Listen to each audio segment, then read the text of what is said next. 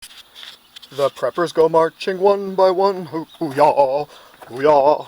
The preppers go marching one by one, hoo-yah, hoo-yah. Down into the ground to get out of the fog. Welcome to U1, Underground 1. This is my very first attempt at a shelter / root cellar. We kind of just use it to store stuff and keep stuff cool.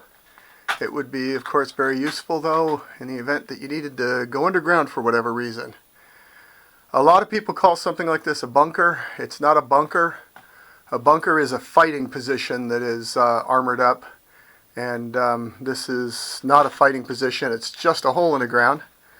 And it's very, very useful to have something like this because it maintains a steady 60 degrees. I don't know if you can see that, but it just varies a few degrees cooler, a few degrees warmer. We're about 3 feet underground. The structure is built of wood. I put cement down on the bottom. The wood on the outside walls is pressure treated, and then OSB that I painted the living daylights out of with a good exterior paint. I mean, I just soaked the stuff just about. And then wrapped in plastic on the outside, several layers of pretty heavy gauge plastic. Then on the interior supports like this, I used non-pressure treated wood, and I did that for 2 reasons. One is it was just getting expensive buying all that pressure treated, and the second is that the non-pressure treated wood being here where it's easy to replace if it gets damaged or anything kind of serves as a early warning for termites. We've not had any termites. That's not been a problem. And we just put stuff down here whenever we want to, just things that need to be kept cool. And this particular one is convenient to the house, so we kind of use it as an extension to our pantry.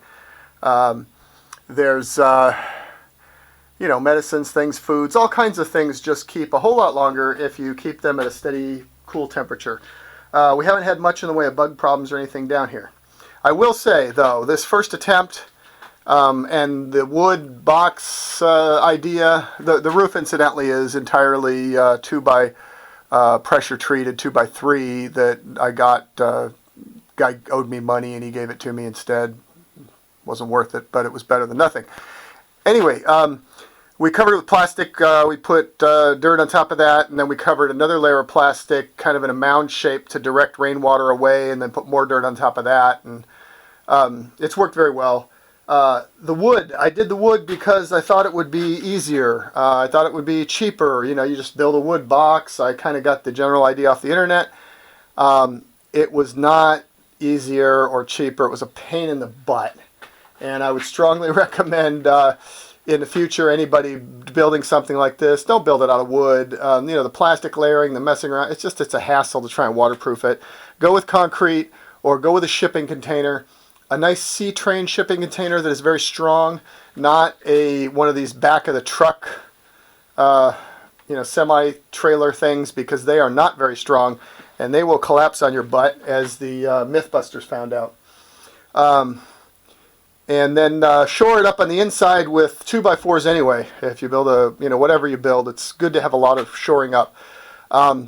This is designed so that we would just hang a tarp across here and separate this into 2 rooms. These would be bunk beds, and we have all the blankets and pads and pillows and stuff we would need to instantly convert this into bunk beds. Little kids up top, bigger people down below. And then these ones where the shelves are narrower, if we needed the space, they're designed so it's just a couple screws front, a few screws back, and within about a couple minutes, these shelves can be removed and convert these into bunks, just like these. And that particular part of the design is very good. They're wide enough so 2 people could share them if they're cozy people, and they hold an awful lot of our canned goods and stuff like that. They hold an awful lot of stuff here. And in an emergency, if we needed to shelter down here, we could move the foods and just stack them along here, and then the shelves that come off there would sit on top of the food stuff and everything and form sitting places for additional people to stay upright. And we've got some ventilation, and we've got battery and some lighting and stuff. Nothing fancy. We don't, because of our location, anticipate that even in the event of a nuclear war, we don't think we would have to stay very long in the shelter. We'd want to spend nights down here and time indoors and stuff, but we're not in a place where we're likely to get a heavy dose of fallout. And in fact, generally speaking, the old charts on fallout and the old maps are they were based on multi-megaton weapons of the 1960s, and modern weapons you're going to be 40 kilotons to 100 kilotons, not 5 or 10 or 20 megatons. And the weapons are much cleaner, they're very efficient. So the fallout in a modern war would be much less, still bad.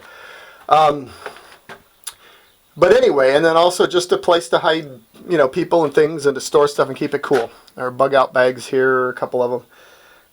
And it's in a little disarray, as things always are of this sort, but that's okay, because in an emergency we would have plenty of people to put to work, and you need to put them to work right away. This particular shelter has a protection factor of about 1,000, so that means about 1/1000th of the outside radiation levels would be effective in here. Fallout decays very, very, very rapidly, and so we would anticipate worst case scenario just a couple of days of stay time down here. Not the fanciest thing in the world, but it was my first attempt, and I've done better.